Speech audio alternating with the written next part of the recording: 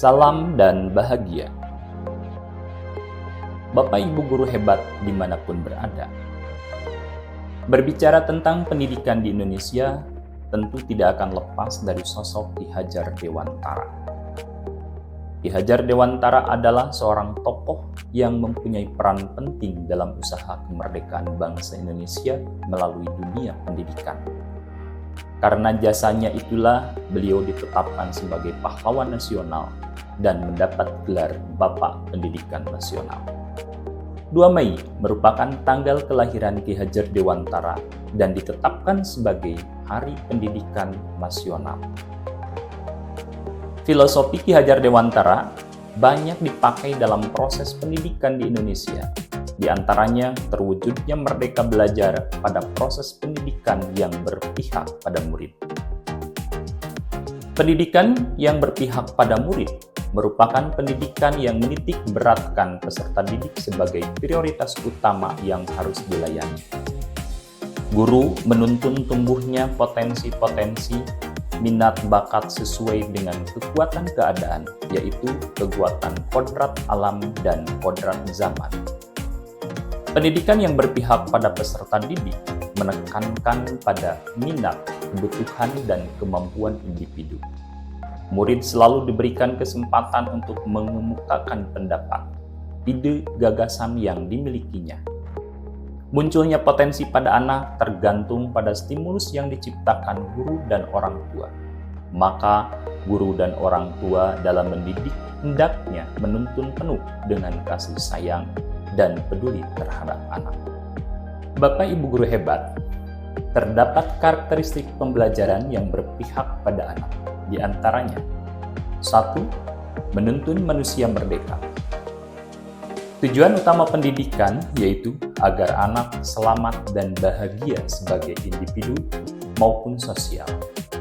Menurut Ki Hajar Dewantara, setiap anak adalah manusia merdeka, sehingga pendidikan harus berpihak pada peserta didik, agar peserta didik dapat selamat dan bahagia, baik sebagai manusia maupun sebagai anggota masyarakat.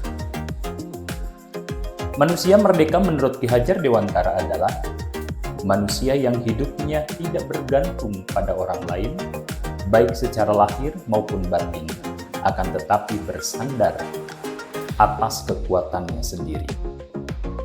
Pada proses pembelajaran, anak memiliki ruang kebebasan dalam belajar tanpa adanya suatu tekanan, tanpa takut disalahkan, bebas mengutarakan pendapat, serta bebas mengembangkan kreativitas hebat yang muncul pada diri anak. Yang kedua, mengembangkan bakat dan minat siswa. Pendidikan yang berpihak pada anak hendaknya memperhatikan kekuatan minat, bakat yang dimiliki masing-masing anak. Minat merupakan potensi selama tumbuh kembang anak, sedangkan bakat kemampuan anak bawaan dari lahir. Ragam potensi yang dimiliki setiap anak harus dituntun agar mencapai puncak kemerdekaan potensi yang dimiliki. Yang ketiga adalah kodrat anak. Pendidikan yang berpihak pada peserta didik merupakan pendidikan yang dielaborasi antara kodrat alam dan kodrat zaman. Ki Hajar Dewantara mengingatkan bahwa pendidikan anak sejatinya menuntun anak supaya dapat mencapai kodratnya sesuai dengan kodrat alam dan zamannya. Ragam metode pendidikan yang perlu dikembangkan pendidik atau guru untuk mencapai kebahagiaan pengajaran dan pendidikan di sekolah. Sebagai guru, harus siap menuntun murid terhadap perubahan yang ada dari perkembangan zaman. Namun waspadalah, dalam proses pembelajaran hendaknya memilih nilai faedah yang bermanfaat yang dapat menambah kekayaan dalam hal tutur lahir atau batin. Proses belajar murid zaman sekarang tentu berbeda dengan murid zaman dahulu. Perbedaan yang signifikan terkait penguasaan terhadap teknologi. Sebagai pendidik harus mampu beradaptasi terhadap perkembangan zaman sehingga menuntun proses tumbuh kembang anak dapat optimal. Menurut Ki Hajar Dewantara, pendidikan yang berpihak pada murid yaitu berpedoman pada semboyan Ingarso Sumpolodo ing Madya Mangunkarso dan Tuturi Handayani. Ing Ngarso Sungtolodo, di depan seorang guru harus mampu memberi tauladan atau contoh tindakan yang baik. Ing Madya Mangunkarso, di tengah atau di antara murid, seorang guru harus menciptakan prakarsa dan ide. Tuturi Handayani, dari belakang seorang guru harus bisa memberi dorongan dan arahan.